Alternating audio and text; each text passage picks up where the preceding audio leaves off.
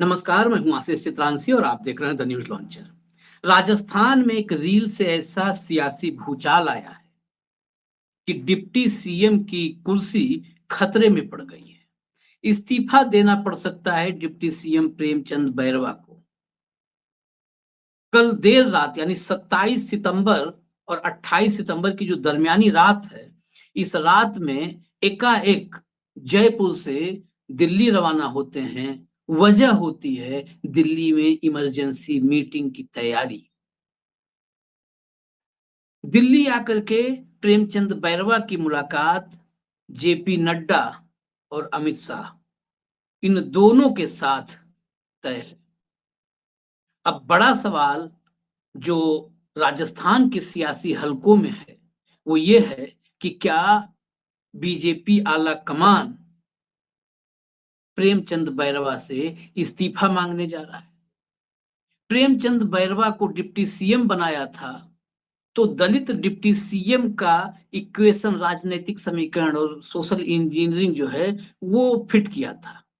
क्या वो social engineering, वैसे भी राजस्थान में हालात अच्छे हैं नहीं सरकार के, क्या उसको प्रेमचंद बैरवा की कुर्सी लेकर के नए सिरे से फिर से उस समीकरण को दुरुस्त किया जाएगा? और ये सब कुछ सिर्फ एक रील के चक्कर में। क्या इस रील को लेकर के भाजपा इतना गंभीर है? पुलिस की एस्कॉर्ट को लेकर के गंभीर है? या गंभीर इस बात पर है कि प्रेमचंद बैरवा के कांग्रेस के साथ क्या संबंध हैं, या कांग्रेस के साथ प्रेमचंद बैरवा के संबंध मधुर क्यों हैं? ये क्या और क्यों जो है, इस पर हम अब चर्चा में आते हैं। लेकिन जिस रील की बात कर रहा हूं, पहले मैं उस रील के बारे में बता दूं और साइड में मैं कहूंगा कंट्रोल रूम से कि उस रील को जरा दिखा भी दे। ये reel Premchand Bairwa deputy CM, ये आप गाड़ी देख रहे हैं ना, इस गाड़ी में पहिए देख रहे हैं ना, ये सब मॉडिफिकेशन करवा करके तैयार किया जाता है। इसको कहते हैं जलवा बिखेरना, भौकाल, जैसे फिल्मों उल्मों में, वेब सीरीज में आजकल आता है ना, भौकाल मेंटेन करना। तो ये भौकाल मेंटेन करने वाले हैं। ये जो गाड़ी चलाते आपको नजर आ रहे हैं, ये जीप जिस पे रील शूट किया जा रहा है, ये प्रेमचंद बैरवा डिप्टी सीएम के सुपुत्र हैं। इनका नाम है आशु, और इनके बगल में एक लड़का बैठा है, दो पीछे बैठे हैं। जो दो पीछे बैठे हैं उसमें से एक सांगानेर से कांग्रेस से जो चुनाव लड़ चुके हैं, पुष्पेंद्र भारद्वाज, उनके सुपुत्र हैं कार्तिकेय भारद्वाज। यानी भाजपा की सरकार में डिप्टी सीएम का बेटा कांग्रेस के प्रत्याशी, पूर्व प्रत्याशी के बेटे के साथ रील बना रहा है। यही मैंने कहा था कि कहीं ये भारी तो नहीं पड़ रहा है। अब आते हैं इस रील में दूसरा सवाल कि जो आपको ये पीले सफेद रंग की आपको गाड़ी दिख रही है, इसके पीछे पीछे आप सोचिए कि ऐसा जलवा कहां होगा। ये महोदय आगे रील बना रहे हैं, मंत्री पुत्र, डिप्टी सीएम के पुत्र, और पुलिस की गाड़ी इनको एस्कॉर्ट कर रही है। जयपुर की तस्वीरें हैं। पुलिस की गाड़ी बकायदे बत्ती उत्ती लगाए हुए, हुटर उटर लगाए हुए एस्कॉर्ट कर रही है रील बनाने के लिए। अब रामराज में पुलिस का काम ही क्या रह गया भाई? ये रील बनवाओ, फील करवाओ, यही सब काम है। अब मंत्री पुत्रों का जलवा और भौकाल, या मुख्यमंत्री या डिप्टी सीएम, उप मुख्यमंत्री, इसमें नाजायज कैसे कुछ कह दें? हमने आपको जब झारखंड की चर्चा की थी, झारखंड में जब चंपई सोरेन को सीएम बनाया गया और हेमंत सोरेन जेल गए थे, मैं कई बार झारखंड की उस घटना का चर्चा कर चुका हूं। इसको हटा दीजिए कंट्रोल रूम से, रील के बारे में सब समझ गए दर्शक। तो वहां पर चंपई सोरेन के सीएम बनते ही, जो चंपई सोरेन के पुत्र हैं, जो दिल्ली चश्मा बनवाने आए थे, वो चंपई सोरेन के पुत्र, जो मुख्यमंत्री का काफिला होता है, मुख्यमंत्री का काफिला मुख्यमंत्री के बगैर परिवार के किसी सदस्य को लेकर के मूव नहीं करता है, सीएम का टारगेट जो होता है। लेकिन इनके जो पुत्र थे, पुत्र हैं चंपई सोरेन के, वो सीएम बनने के 24 घंटे के भीतर, अभी 48 घंटे नहीं हुए थे, 24 घंटे बीता होगा, पूरा सीएम का कारकेड लेकर के, पूरा काफिला लेकर के एक फार्म हाउस में चले गए। अब तभी तो जलवा बनता है। मुख्यमंत्री का काफिला, वो हथियारबंद सुरक्षाकर्मी, वो जलवा आप कल्पना करिए। तो जब वो इतना कर सकते हैं तो ये रील ही तो बनाया था बेचारा, डिप्टी सीएम का पुत्र। तो उसमें नाराजगी क्या हुई? कहीं वही मैंने जो सवाल किया था कि नाराजगी ये तो नहीं है कि भाई कांग्रेस के नेता के पुत्र के साथ तुम्हारा पुत्र कैसे? तो इसी वजह से इनको कॉल कर लिया गया है दिल्ली, और दिल्ली के बैठक में आला कमान इस्तीफा लेगा, डांटेगा, फटकारेगा, क्या करेगा ये तो आला कमान जाने। अच्छा, मुसीबत आती है तो कई बार फुटकर मैंने थोक में आती है, एक के पीछे एक चल के आती है। अब इधर कुर्सी पर खतरा था ही, दूसरी तरफ इन पर एक परिवाद जो है उसकी सुनवाई का तारीख तय हो गया, एक्सेप्ट कर लिया गया है। 4 अक्टूबर को उसकी सुनवाई है। वो मामला है सीएलजी को लेकर के। एक होता है पुलिस में, थानों में बनता है कम्युनिटी लाइजन ग्रुप, सामुदायिक संपर्क समूह। इनका काम होता है कि ये पुलिस के साथ थानों में मिल करके कैसे पुलिसिंग होनी चाहिए, समाज और पुलिस के बीच का संबंध कैसा होना चाहिए, इस सब पर सलाह मशविरा करते हैं, अपने सुझाव देते हैं।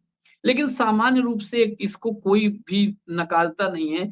ये जो सीएलजी है, इसमें बहुत सारे लोग इसलिए शामिल किए जाते हैं कि पुलिस के साथ उनका तालमेल अच्छा हो जाएगा, थाने में उठकी बैठकी उनकी हो जाएगी, और थाने में उठना बैठना जिसका हो जाता है, फिर सारा मामला जलवा का है।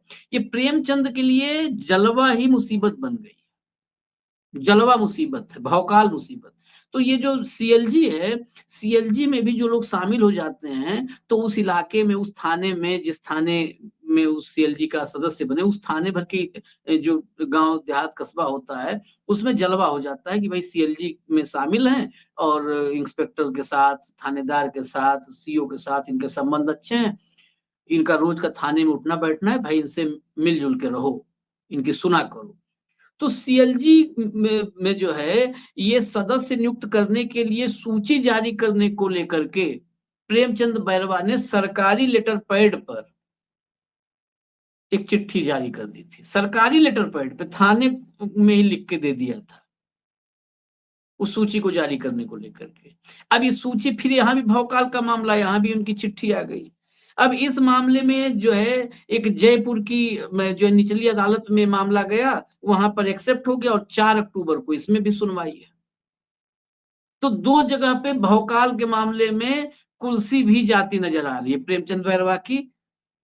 अब यहां से अभयदान पा करके जयपुर लौटते हैं, या कुर्सी दान करके घर बैठते हैं। कुल मिला-जुला करके कहते हैं ना कि बेटे के चक्कर में कई बार, पुत्र मोह में कई बार चौपट हो जाता है सब। अच्छा, इसमें प्रेमचंद बैरवा की एक बात पर और गौर करने वाला है। जब पहली बार ये मामला, जैसे ही ये रील आया, तो रील आए हुए हो गया करीब-करीब 30 घंटे से ऊपर हो गया, 30-35 घंटे हो गए। तो रील जब ये जैसे ही पहली बार आई, तो प्रेमचंद बैरवा जी से, डिप्टी सीएम से जब इस पर प्रतिक्रिया मांगी गई, तो उन्होंने बड़ा अजीबो-गरीब बयान दिया। उन्होंने कहा कि जी हम इसमें अपने बेटे को कोई गलती गलत नहीं मानते हैं। अभी बच्चा है, छोटा बच्चा है, और जो है दोस्तों के साथ घूम ही फिर तो रहा था, और उसमें इसका कोई कसूर नहीं है। 18 साल का भी अभी नहीं हुआ है, इतना छोटा बच्चा हमारा है। और जो गाड़ी आप लोग कह रहे हैं कि एस्कॉर्ट कर रही थी, एस्कॉर्ट नहीं कर रही थी। वो आगे-आगे मेरे बेटे की गाड़ी जा रही थी, पुलिस की गाड़ी पीछे-पीछे जा रही थी। संजोग भाई, संजोग कि वो आगे-आगे जा रही थी, पुलिस की गाड़ी पीछे-पीछे जा रही थी, और जिधर-जिधर मेरे बेटे को जाना था, संजोग पुलिस को भी उधर-उधर ही जाना था। जैसे मुड़ना था इसको, वैसे मुड़ना था पुलिस को। संजोग। तो इस संजोग के चक्कर में अपने ही बेटे को इन्होंने और फँसा दिया है। अगर इनके शुरुआती बयान पर एक्शन हो तो एक मुकदमा और होगा।